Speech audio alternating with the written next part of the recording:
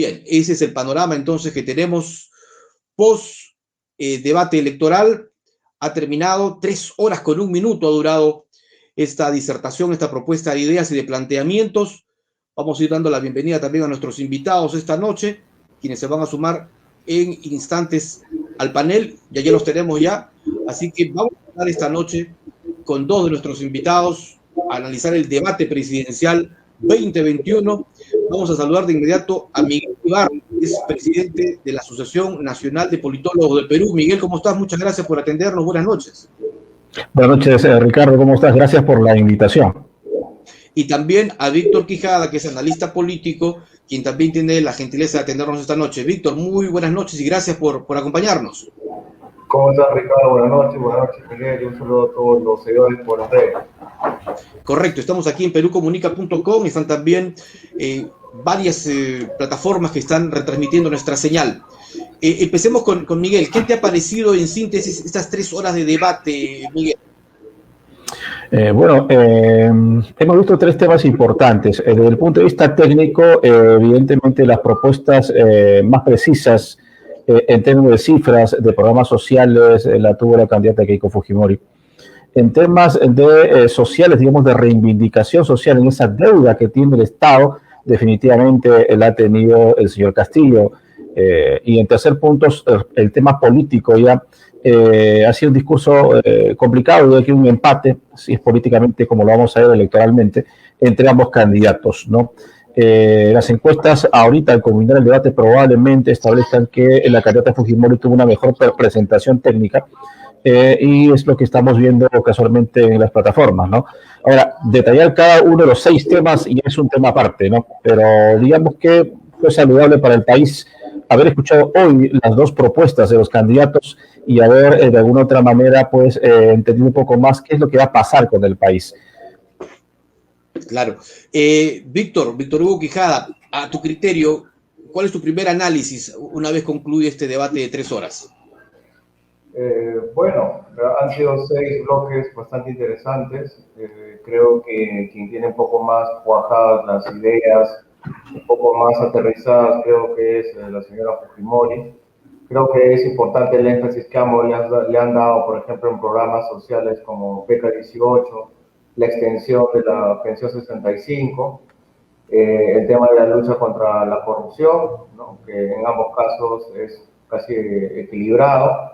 Y más allá de que han habido algunas, de repente no ataques tan bajos o contundentes, pero sí de alguna manera se han mandado indirectas, como por ejemplo respecto al tema del crimen organizado, de Fuerza Popular o con la lucha contra el terrorismo, ¿no? Digamos, no de una manera frontal.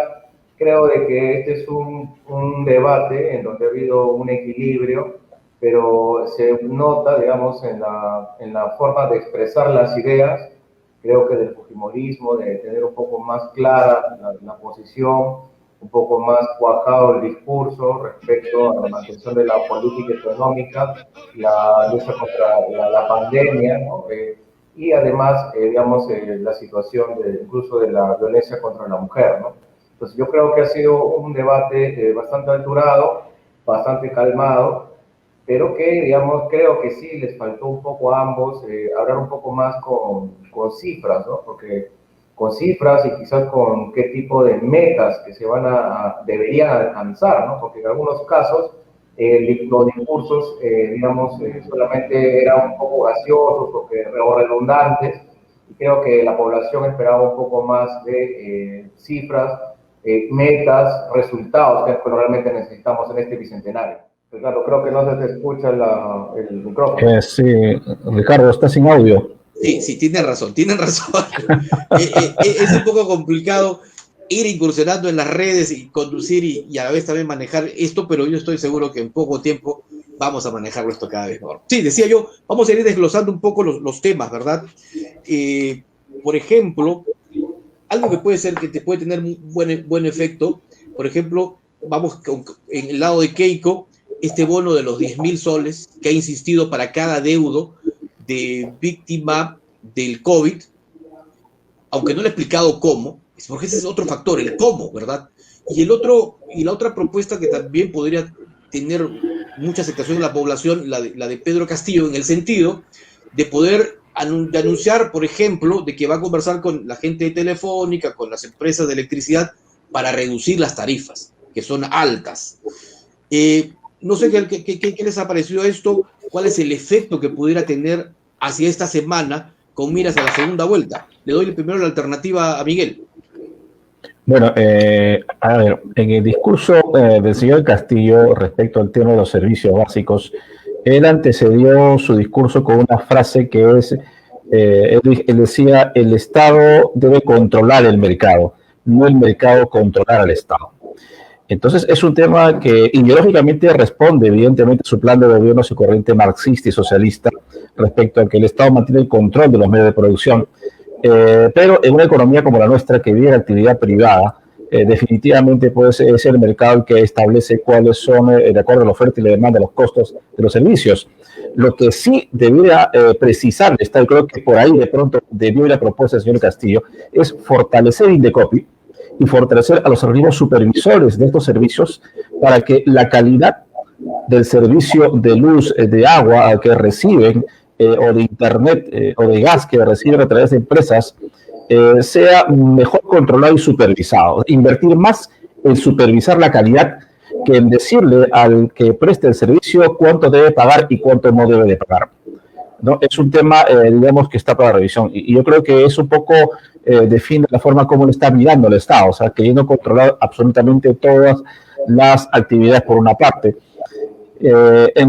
Con respecto a la cantidad de dinero que está ofreciendo, es cierto, ella tiene que precisar el dinero, de dónde va a salir, con cargo a qué partida presupuestal se va a implementar, durante cuánto tiempo, ¿no? Y cuánto va a impactar en el presupuesto nacional. Es cierto que tenemos nosotros unas reservas y un presupuesto holgado, usamos que el 27% del PIB en el presupuesto nacional, podemos implementar un poco más, pero también es cierto que se golpearían otros programas sociales que ya tenemos en ejecución, porque Keiko Fujimori ha hablado de una cantidad, digamos, de inversión social, básicamente, que va a impactar a la población de una manera rápida, ¿no? Ha hablado de contratar hacer 50.000 nombramientos de maestros, ha hablado de invertir 10 millones para las pymes, ha hablado de aumentar pensión 65 de una cantidad, digamos, de 250 a 500, aumentar la población beneficiaria de 570.000 a 500.000 por año, y eso tiene un impacto económico. Entonces, es importante que yo hubiera precisado cómo es que se va a soportar toda esta inversión social. Nadie está en contra de que se le haga justicia a aquellas personas que en una edad determinada de jubilación y desprotegidos totalmente por el Estado pueden llegar a tener una jubilación, una pensión universal. Pero también es cierto que eso podría generar cierto desbalance, ¿no? Entre otras cosas que también ha ido planteando. Correcto. Yo podría agregarte ahí algo sobre los anuncios también de la candidata Fujimori, perdón, del candidato Castillo, en el sentido, por ejemplo, de haber anunciado el Ministerio de Ciencia y Tecnología, que es un tema también que ha estado muy latente en los últimos días, Miguel. Sí, aquí hay un tema que hay que diferenciar. Todo lo que es investigación, ciencia y tecnología pasa por dos estamentos. CONCITEC, por una parte, para poder, evidentemente, reconocer la actividad del investigador y acreditarlo como tal. Y por otra parte, Indecopi, cuando se refiere al registro de patentes. Tenemos un fondo del Estado para investigación, y la investigación además es libre. Creo que crear un ministerio sería crear un organismo burocrático innecesario para una labor que ya se ejecuta y en todo caso en la que se podría hacer, digamos, de una u otra manera, una promoción de facilidades para que la investigación pueda desarrollarse. Por ejemplo, comprenderás que Keiko Fujimori planteó, entre otras cosas, dar facilidades tributarias a aquellas empresas que se dediquen a la investigación. Me parece fabuloso, pero también hay un dinero del canon.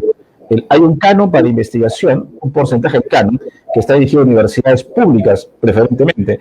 Yo creo que ese porcentaje debería en todo caso abrirse, que ya existe desde muchos años, y para darle mayor eficiencia, tratar de coordinar por una parte con CONCITEC y por otra con Indecopi, para tratar de no solamente financiar las investigaciones, sino escribir las patentes. Y un tema importante aquí en las universidades, cuando se les apertura la inversión para la investigación por canon, no se les permite tercerizar servicios que son parte de la investigación, como por ejemplo contratar servicios complementarios a su investigación como estudios de laboratorio, ¿no? Estudios de suelo, de factibilidad, que forman parte a veces de una investigación, pero que no se financian. Entonces, más que generar gasto con un ministerio que sería monstruoso, generar una serie de burocracia, es lo que ya tenemos mejorarlo. O sea, hacer más eficiencia el gasto y tener normas que nos permitan ser menos burocrático y más eficiente en el tema de la investigación.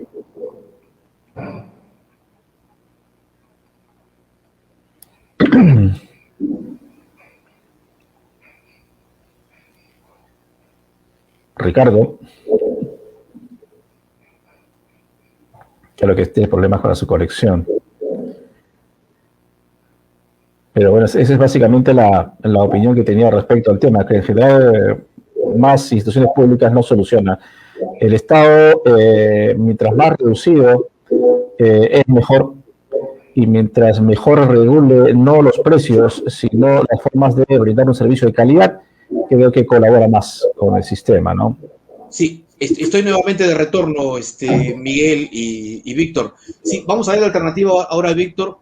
Se produjeron algunos problemas de comunicación en el internet, pero seguimos en la transmisión y les agradezco mucho a ustedes haber continuado. Sí, Víctor Hugo Quijada, me gustaría también escuchar tu posición. Mira, a mí siempre me llama la atención cuando el señor Taro Castillo propone la economía popular del mercado, ¿no? Y realmente no explica exactamente a qué se refiere esto, ¿no? Si es una economía social del mercado, intervencionista, o se refiere a, como decía otro panelista, Miguel, sobre la situación de reforzar los organismos reguladores, la agencia de competencia, o si sinceramente estamos hablando de un Estado todopoderoso, de una economía comunista, ¿no? Entonces realmente creo que ahí falta precisar, pero en el caso de Keiko Fujimori sí dejó claro de que se requiere, por ejemplo, habló algo muy interesante, ¿no? Respecto a que se iba a dar el 40% del canon a las familias, ¿no? Y creo que ahí radica, digamos, un más gran problema respecto a los proyectos mineros, por ejemplo, ¿no? y energéticos en general, en donde muchas de las poblaciones en los sectores rurales no sienten que realmente llegan los proyectos de inversión o el dinero, ¿no? Que dicen que el dinero se va y que esa justo plataforma de lucha es de la izquierda, de Perú Libre, quienes son sus aliados, ¿no? Respecto a que, digamos, esta inversión no llega y que el dinero se va. Entonces creo que es importante el anuncio del bloque fujimorista, ¿no? Bueno, también lo que tú mencionabas en un inicio respecto a los 10.000 soles que se le puede dar de manera de indemnización, ¿no? Y ahí es un rol protector del Estado, ¿no? Porque hay que recordar que esta pandemia nos ha golpeado muy fuerte y que creo que han habido algunos errores en la gestión de la lucha contra la pandemia y que creo que hay un rol, una responsabilidad del Estado en general y que creo que es necesario darle viabilidad a este tipo de programas social de utilización, así como por ejemplo lo de la extensión de la pensión 65 y de beca 18, ¿no? Que son programas sociales de tercera generación, en el caso incluso de cuarta generación, en el caso de beca 18, ¿no? Que no solamente es asistencialista. También, por ejemplo, en educación mencionó, bueno, aparte de que Castillo mencionó que es importante, sí, la creación de un ministerio de ciencia y tecnología que podría tener su propio pliego presupuestario, pero también es importante el anuncio fujimorista, ¿no? Respecto, por ejemplo, que iba a mencionar que iba a continuar con la reforma educativa, que iban a haber por lo menos 50.000 nombramientos de profesores, ¿no? Que había mencionado que esta educación virtual había sido un fracaso y que creo que el tema de la compra incluso de las tablets, ¿no? Entonces creo que es importante este rol que debe reforzar, ¿no? Digamos, a la situación de la educación, ¿no? Muy poco se trató, por ejemplo, sobre la situación del cambio de constitución, ¿no? Que justo ha sido la bandera de lucha de toda la izquierda y específicamente también de Perú Libre, ¿no? Entonces, creo de que lo que sí coincido, creo, con ustedes es en el hecho de cómo hacer las cosas, es realmente porque las ideas a veces pueden ser buenas las ideas pueden compartirse, las ideas, algunas son incluso repetidas de otros planes de gobierno, de otros tiempos y de otros candidatos en estas elecciones, pero creo que se debe, digamos, explicar un poco cómo llegar, ¿no?, con estadísticas y cifras, y cuándo, digamos, es realmente el radio de cobertura de los programas, de la política económica, fiscal, el tema de la ciencia y tecnología, la educación, ¿no? Creo que falta un poco más aterrizar estos temas que seguramente en lo que viene, en lo que ya estamos a una semana, justamente debería ser más claro el asunto, ¿no? Y el tema del Ministerio de Ciencia y Tecnología, ¿qué te pareció, Víctor Hugo? Pero es un anuncio muy importante, ¿no?, que ha sido una propuesta desde hace mucho tiempo.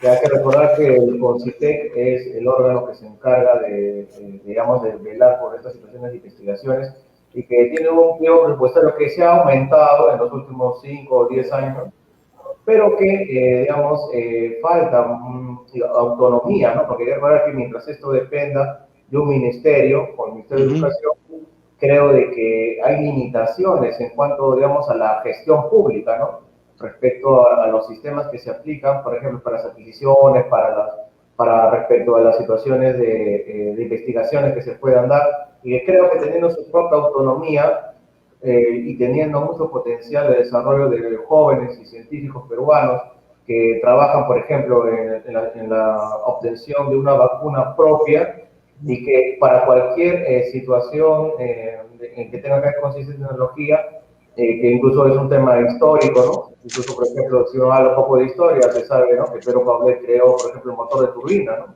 Y entonces hay muchas, Cecilia Carrión descubrió la medicina o la vacuna contra la viruela, ¿no? Y así, ¿no?, podemos ver que han habido aportes importantes de la ciencia peruana al mundo.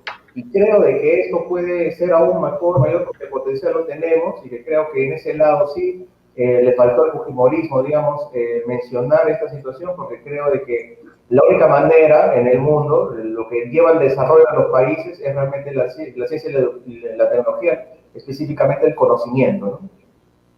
Claro. Vayamos a otros aspectos que también se han visto en este debate. Miguel Ibarra, 3.000 colegios a nivel nacional durante 5 años, modernizar las escuelas, es uno de los compromisos de Keiko Fujimori, casi al mismo ritmo que su padre, ¿no? 3.000 colegios. Sí, efectivamente habló de dar 6 millones de tablets para los estudiantes que no lo han recibido. Habló de ampliar beca 18 a 300 millones de soles para poder ampliar la cobertura. Fortalecer su medio es un tema que no mencionó tampoco el señor Castillo. Habló de que los estudiantes de universidades públicas no licenciadas van a ser trasladados a otras universidades a seguir su carrera pero en modo virtual. No, hablar de 51 nombramientos. Hay una serie de propuestas que son importantes, necesarias para cubrir la brecha social que tiene el Estado con la población, sobre todo después de la pandemia, pero también es importante que el gasto sea controlado. No es que no podamos hacerlo, el Estado tiene la suficiente caja para poder hacerlo, pero también hay que ver cómo van a ser los procesos de contratación, de licitaciones, de este proceso por el tema de la corrupción. Entonces, me parece importante que, aprovechando la ausencia de la clase presencial, se fortalezca la infraestructura educativa, ¿no?, que es un tema importante. Pero tan importante como la infraestructura, es un tema que no se mencionó, que creo que debió de hablarse, es el tema de la modificación del currículo nacional, de la evaluación de la calidad educativa en el país a nivel educación básica regular, institutos y universidades, así como también cómo es que se va, digamos, fortalecer las capacidades de los docentes, porque recordemos que el currículo nacional no le es muy ventajoso al Perú respecto a las últimas pruebas. Las pruebas PISA que hemos tenido cada 3 años se dan, nunca nos han favorecido en los últimos 12 o 13 evaluaciones por lo menos. Entonces estamos ahí en un tema que no se ha hablado, cómo superar esta brecha con ahorita el ausentismo que hemos tenido. Tampoco se habla sobre si el Sistema Nacional de Acreditación o Evaluación de la Calidad, SINEACE, va a continuar existiendo o se va a desaparecer como lo planteó su nuevo, ¿no? Porque era importante lo que hacía SINEACE y tenía varios millones invertidos. Ahí hay un aspecto importante. El señor Castillo prometió un ingreso libre a las universidades como parte del derecho constitucional, como una facultad constitucional, ha dicho. Yo creo que eso es imposible, por dos razones. Por ejemplo, no sé cuántos estudiantes postulan a San Marcos, pero sé que ingresan mucho menos del 30%. Creo que ingresan Entonces, personas entre 30 y 40, entre 40 y 50 mil claro, anuales. para cuántas vacantes, ¿no? El Es 10%. bueno, es el 10%. Entonces, si tú permites que todos entren libremente, significa que tienes la infraestructura, el equipamiento, la plana docente, ¿no? Para poder permitir que esos estudiantes estudien, salvo que lo hagas virtual, que no lo he precisado. Pero lo segundo y más importante es que estamos dándole mucha fortaleza a las universidades, que no está mal, es importante, pero el grueso de la población estudia las carreras técnicas. Y el grueso de la demanda del sector empresarial no está en tener más abogados, no está en tener más ingenieros o más arquitectos, sino está en tener más mano de obra de técnica calificada para poder desempeñar funciones. Entonces no nos estamos fijando en ese tema, que es el segmento más fuerte. Entonces yo creo que por eso es que el Sistema Nacional de Acreditación de la Calidad, que mantenía IPEVA, CONEASES y CONEA, debió de recuperarse, porque ha sido derogada por la universitaria, para fortalecer el trabajo que hacemos con los institutos y las escuelas técnicas, que es un tema importante para el joven que sabe. No todos van a ser universitarios. Y por otra parte, si pensamos en eso, habría que analizar cuál es la demanda en el campo laboral, ¿no? Para estos jóvenes. O sea, si voto 1 millón de abogados, ¿hay 1 millón de puestos de trabajo para ellos todos los años? Porque las promociones salen todos los años, no es que salen cada 5 años. Entonces, ahí faltó, creo yo, un poco más de aterrizar en ese tema, ¿no? ¿Por qué tanta libertad y por qué no más bien promover el tema de la educación técnica, ¿no? Correcto. Víctor Hugo Quijada, tu opinión también sobre ese aspecto que propuso Pedro Castillo, el tema universitario, porque esto podría generar, bueno, no estoy seguro que podría, genera mucha expectativa entre los jóvenes, entre quienes terminan el colegio, entre quienes buscan justamente en una universidad su futuro, pero como dice Miguel, también están las alternativas para los institutos superiores, tecnológicos, que lo tenemos también de buen nivel en muchos casos. O sea, se está generando mucha expectativa con esto, con esta posibilidad de ingreso libre a una universidad. Yo creo de que el profesor Castillo se equivoca en la manera de comunicar, ¿no? Porque esta situación del ingreso libre a las universidades es una situación que, por ejemplo, se da en Argentina y se da en Venezuela, ¿no? Pero hay que tener en cuenta de que no es exactamente, o sea, no es del todo que son ingresos libres a las universidades, sino que va a depender de tu promedio y tu examen psicológico, para ver el perfil realmente, digamos, un médico, uno que quiere estudiar medicina o derecho, necesita 16 o 18, digamos, para el sistema vigesimal peruano, ¿no? Entonces, 19, 20 del promedio general que acaba quinto de secundaria, obviamente tiene, digamos, por ese esfuerzo, quizás una premiación a ese esfuerzo de toda la vida haber estudiado, haber estado en los primeros lugares o haber tenido altos promedios. ¿Por qué no podría darse la oportunidad de que pueda ingresar libremente a la universidad, ¿no? Porque en sí, digamos, si bien es cierto, hay mucha demanda por parte de sobre todo las autoridades nacionales, ¿no? Como tú mencionas, más de 30.000, 50.000 postulantes para San Marcos, de la Villarreal y otras universidades nacionales, pero creo que esta realidad puede cambiar, ¿no? Por el mismo España, ¿no? De acuerdo a los promedios, ¿no? Postulas, de acuerdo a tu perfil, se te responde. Entonces, de repente, si es que el equipo del profesor Castillo podría precisar para no generar falsas expectativas en los jóvenes que van a creer que porque acaban su quinto secundaria van a inscribirse en cualquier universidad libre. Eso no es así, ¿no? Porque tal vez va a depender de la región, por ejemplo, donde estudiaste tu colegio. Casi hay una universidad nacional en cada región, por lo menos, de 1 a 2 en la actualidad, ¿no? Y creo de que también, digamos, como tú mencionas, de repente se dejó de lado el tema de los institutos, ¿no? Porque también podría reforzarse este rol en la calidad de los institutos, en acreditar muchas de las carreras de muchos institutos nacionales como privados, que pueden sumarse, digamos, porque no es, o sea, acá lamentablemente orientamos que la carrera universitaria es mal vista o en el sentido de que es superior a la técnica, pero no es así, ¿no? Cuando debería, digamos, de una manera mejorarse este rol en cuanto a la acreditación y la calidad de los institutos, pero sí creo que faltó el tratamiento del SUNEDU, ¿no? ¿Cuál va a ser finalmente? Si bien es cierto que Keiko Fujimori mencionó que se iba a seguir, digamos, con la fiscalización, la supervisión, pero no específicamente habla sobre si la SUNEO va a seguir existiendo o no va a seguir existiendo y en qué manera, digamos, tan cuestionado esto de los cierres de las universidades, de muchos jóvenes perdió la oportunidad, que son, yo recuerdo, en las últimas elecciones muchos recibían muchos correos, muchos de quejas de jóvenes, más de 30.000, 50.000 en el Perú, que han quedado sin estudiar, ¿no? Y en el caso, por ejemplo, tampoco de muchos estudiantes que han sido de empresas particulares y que han dejado de estudiar por situaciones económicas. ¿Cuál realmente si alguna beca especial va a haber? Porque beca 18 solamente son para aquellos que acaban el colegio, ¿no? Entonces yo creo que el tema de la educación es importante. Creo que ahí Perú Libre creo que tiene un poco más de avance en el sentido de que, bueno, no lo mencionó en el discurso, pero sí sus planteamientos de plan de gobierno, será aumentar el presupuesto, ¿no? Y que debe ser una reforma constitucional. Entonces creo de que ahí la situación está, creo, por un lado, en mejorar, digamos, la calidad educativa respecto, por el lado del señor Castillo, respecto a la infraestructura que quiere mejorar atrás del PRONIES de la señora Keiko Fujimori, ¿no? Un tema latente sigue siendo el minero. Mientras Keiko habló, y me pareció esto interesante, llamativo, el hecho de que se va a cobrar unos bonos a los mineros, ¿no? Sobre todo a quienes tienen mayores ingresos. Pedro Castillo ha dicho, tía María y Conga no van. ¿Qué te ha parecido, Víctor Hugo?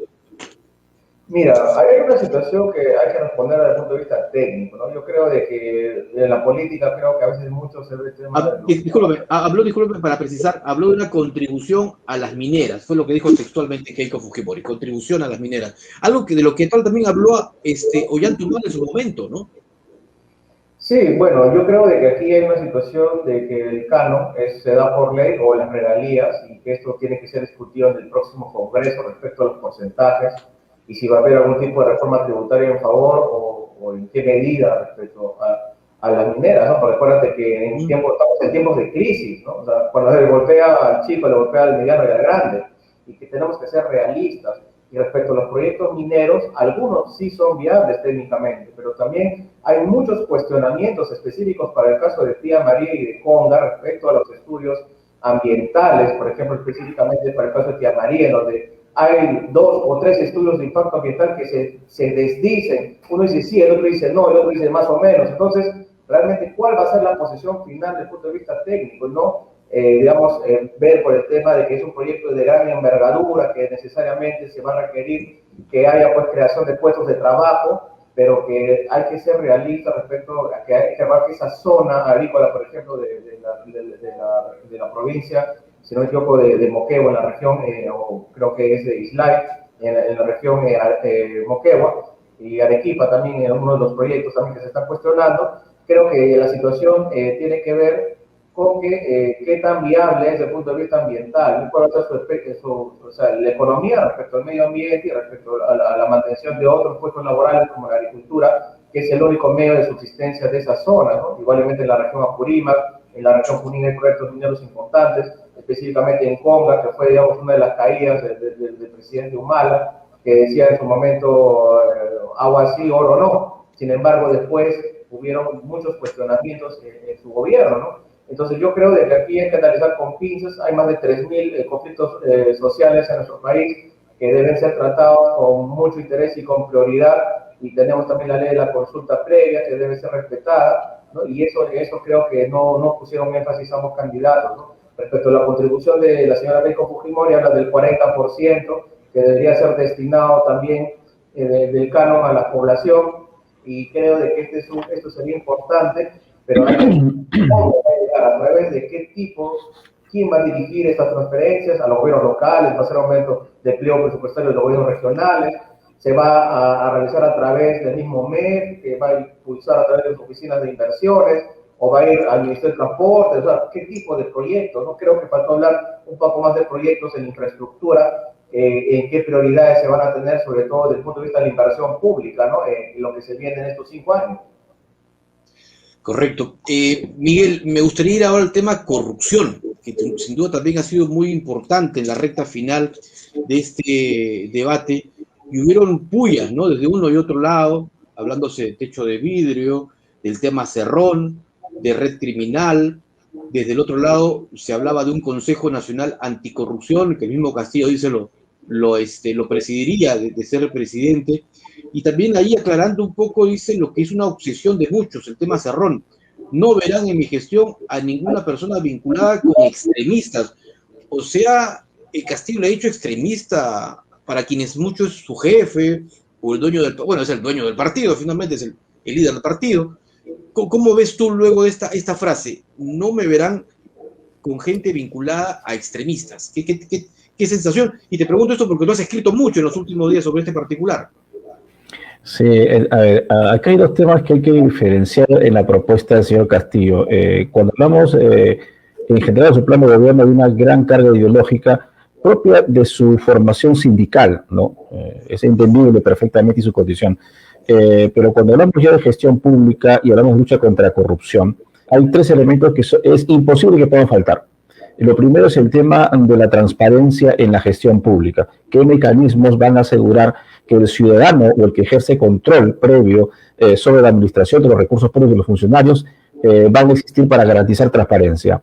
Lo segundo es evidentemente la voluntad política que tenga el gobierno para implementarlas, porque no solamente que las proponga, que el señor Fujimori dijo, por ejemplo, que va a inyectar dinero para que la Contraloría funcione. Y es cierto, la Contraloría tiene herramientas, pero no puede implementarlas porque no tiene recursos, ni humanos ni presupuestarios para poder implementarlo.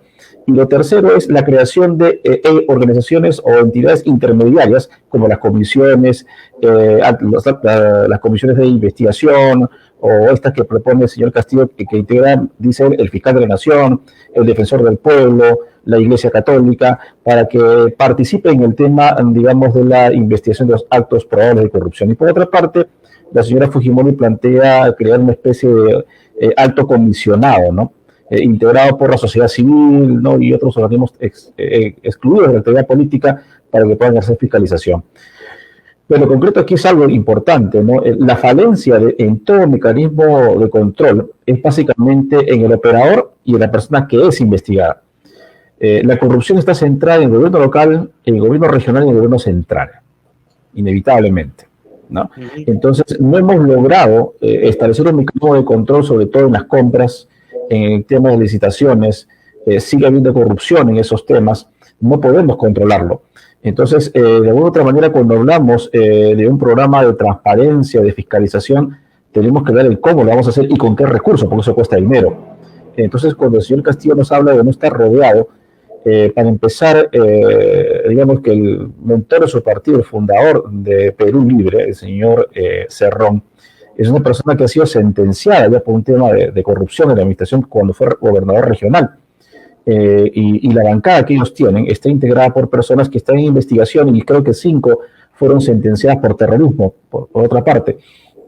Entonces, de alguna otra manera, la señora Fujimori trató de capitalizar preferentemente esa situación, esa coyuntura, a partir de esa experiencia, ¿no? Por otra parte, el señor Cedela recordó que el Fujimorismo tenía digamos, un pasado vinculado a la corrupción, que también hubiera sido importante que lo aclare, pero en realidad me parece que después de tantos años y de tantas campañas, ese tema se ha hablado muchas veces y ya digamos que está más que resuelto, es un refrito de términos periodísticos.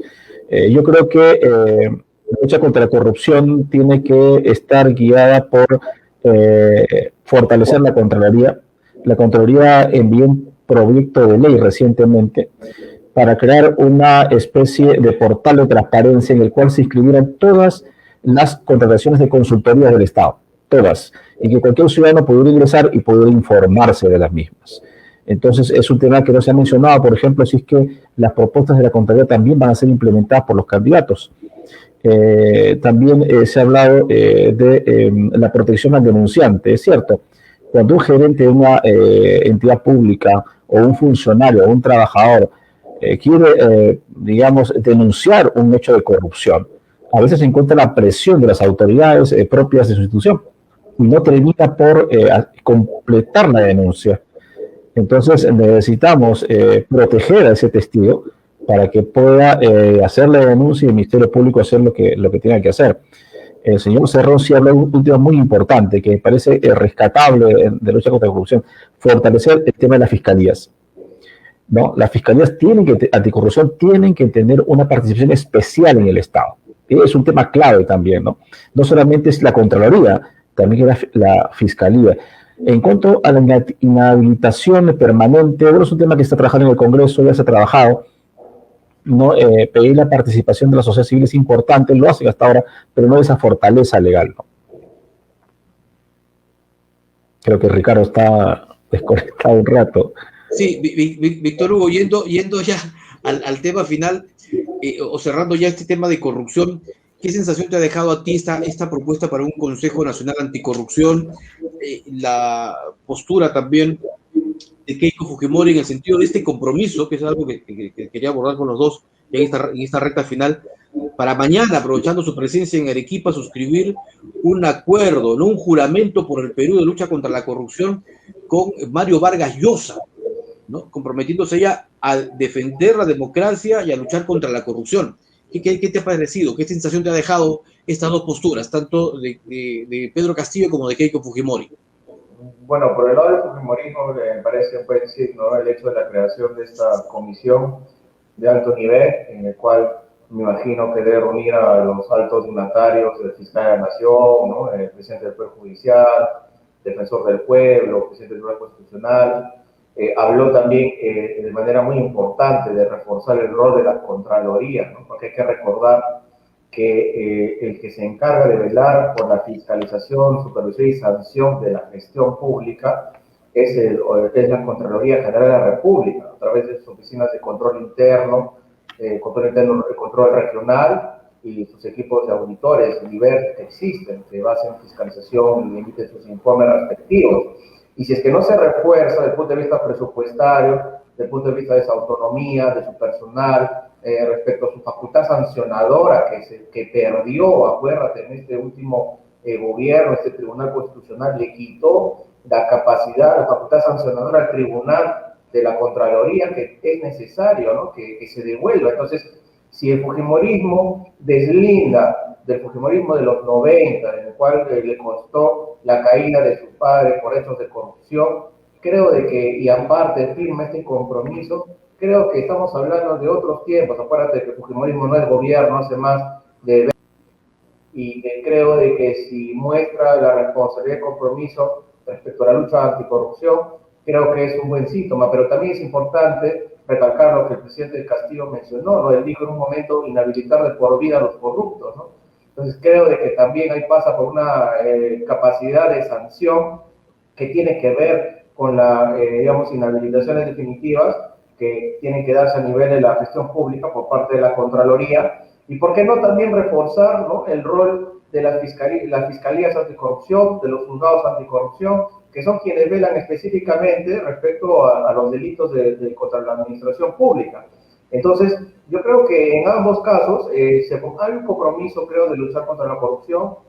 Creo de que no tiene mucho que ver, si bien cierto, el señor Cerrón es muy cuestionado, es el líder del Partido Perú Libre, tiene una condena por corrupción, pero creo que acá estamos hablando, es un gobierno regional y creo de que quien va a ser el gobernante, si es que ya ganar, es el señor Pedro Castillo, ¿no? Y creo de que el señor Cerrón, que incluso ya no está en el gobierno regional, porque acuérdense que él fue inhabilitado, no tiene la facultad ni siquiera para ser funcionario y servidor. Entonces yo creo de que el grado de injerencia en cuanto a la gestión legalmente no es viable. Quizás tenga algún tipo de injerencia política, pero yo creo que ya el profesor Castillo ha deslindado hoy respecto a un grupo extremista que se dirige, como seguramente aquellos vínculos que le quieren decir o que está con el Movadef o los terroristas, ¿no? Entonces yo creo de que mientras que existe un compromiso firme de luchar contra la corrupción, creo que es importante ambos mensajes. Correcto. Tramo final ya. ¿Qué va a ocurrir de aquí al domingo? Están empatados técnicamente, ¿eh? La última encuesta de CPI de esta noche separa solo de Castillo a Keiko 0.8%, es decir, ni siquiera un punto. La de la mañana en promedio 2%, que es también un empate técnico. ¿Qué proyecta Miguel Ibarra hacia los próximos 7 días? Cuando hemos visto en la última semana a una Keiko que ha recuperado mucho y a un Pedro Castillo que ha disminuido. Claro, bueno, Keiko Fujimori ha crecido en la última semana casi 5 puntos y su antivoto también se ha reducido a 5 puntos según la encuesta de Ipsos. Esto podría responder a el debate técnico sostenido el domingo anterior entre los equipos que generó incertidumbre y desconfianza por parte de la población por una parte. Lo otro es que los errores, digamos, del propio señor Castillo estarían generando esta desaprobación o esta baja en su votación por el crecimiento de Keiko en todo caso, porque ha hablado, por ejemplo, las AFPs, que fue un tema lapidario, ha crecido bastante. El tema de la prohibición de las importaciones, creo que el señor Castillo tiene que afinar ahí su discurso, si quiere mantener un liderazgo. Tiene que estar mejor asesorado respecto a lo que va a decir y cómo lo va a decir. El discurso, el debate de hoy ha sido, creo que contundente, mayor fortaleza técnica en tema de propuestas y de conocimiento de lo que va a ser, incluso de la gestión pública, lo ha demostrado la señora Fujimori. Probablemente mañana las encuestas ya al terminar en todos los medios han dado como ganadora ella en el discurso, pero vamos a ver también lo que piensa el Perú hacia adentro, ¿no? Porque si bien es cierto, existe hacia el interior, y es un tema que hay que reconocerlo, Ricardo, la presencia del señor Pedro Castillo en estas elecciones nos demuestra a los peruanos dos cosas muy contundentes en términos de crecimiento, digamos, social en el país. Hay una brecha grande, una deuda social que tiene el Estado con el interior del país. El lenguaje, la demanda del señor Castillo es total y absolutamente legítima. No existe igualdad ni equidad en el desarrollo social del interior del país. Y él ha crecido por eso, básicamente por eso, ¿no? Porque no existe un reclamo adentro que no estamos escuchando, que no estamos sabiendo interpretar. Y eso evidentemente ha hecho que él pueda crecer y tenga ese caudal de votos que tiene, más allá del terruqueo y todo lo demás, que ya son temas estructurales de su propia campaña y su propio partido, porque también el señor Castillo es invitado en ese partido, no es que sea un militante de muchos años. Entonces hay situaciones pues sindicales que lo han vinculado y lo han mantenido más cercano para ser candidato. Pero finalmente, como tú dices, mi previsión, mi pronóstico, por así decirlo, es que la señora Fujimori crece en esta semana mucho más y la elección probablemente la estaría ganando este próximo 6 de junio. ¿Qué opina sobre este último tema, ya para ir cerrando, Víctor Hugo Quijada? Bueno, yo creo que el profesor Castillo ha tenido todas las posibilidades de alargar esta distancia, ¿no? Yo creo que le pasa factura su falta de ideas claras, su falta de contundencia en su discurso, en los debates en donde él ha estado y en el mensaje que manda al pueblo, y en este proceso de hoyantificación, ¿no? De suavización de su discurso y de no mantener firme algunas ideas, que creo que le está pasando la factura, ¿no? De cómo pasar a un cambio radical de la Constitución, ahora decir que va a hacer la consulta, de cómo decir que, digamos, va a hablar sobre la economía popular, que es una especie de socialismo, a decir que va a defender a los empresarios, digamos, este tipo de moderación del discurso seguramente le ha hecho perder fuerza y la falta de contundencia, ¿no? Sus ideas, en la forma en cómo debe comunicar. Mientras que la señora Keiko Fujimori, digamos, ha estado en el alza, acuérdate que ella ha tenido todas las de perder, empezando desde que tenía impedimentos legales por el tema de investigación que sigue en curso, y que incluso hay una situación que si llega a ganar, solamente se suspenderá el juicio. ¿Cuál va a ser la respuesta del sistema de justicia respecto a esta situación?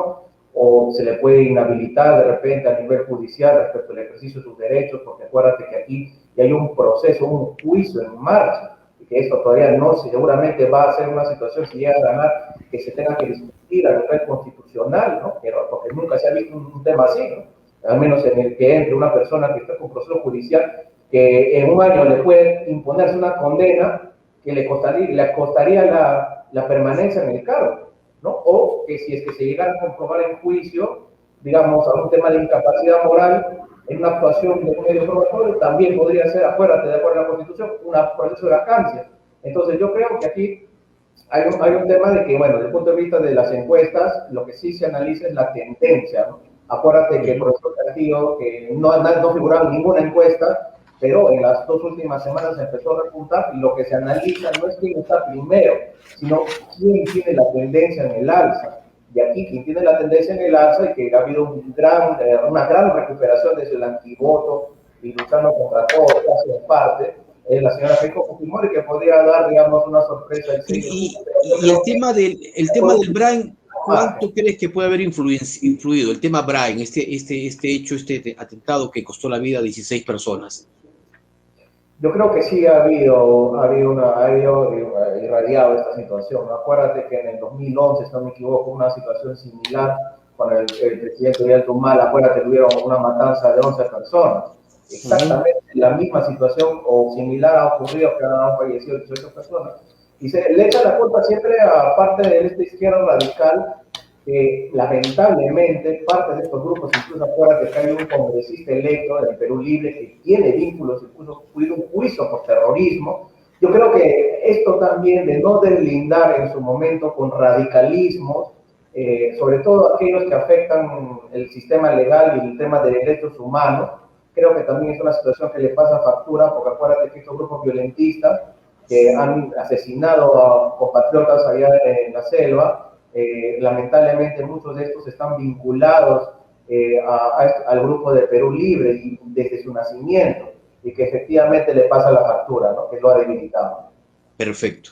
Muchísimas gracias a Miguel Ibarra en su calidad de presidente de la Asociación Nacional de Politólogos del Perú, y a Víctor Hugo Quijada, también analista político. Le agradecemos a ambos esta participación a través del portal perucomunica.com por haber participado esta noche, por supuesto, por haber contribuido dando sus opiniones en esta cobertura. Muchísimas gracias a ambos. Muy buenas noches. Muchas gracias, Miguel. Buenas noches, gracias. Y volveremos, lo comprometemos para el próximo domingo para analizar también ya los resultados después del primer flash que tengamos. Muchísimas gracias a ambos. Buenas noches. Gracias por la invitación. Buenas noches, Ricardo.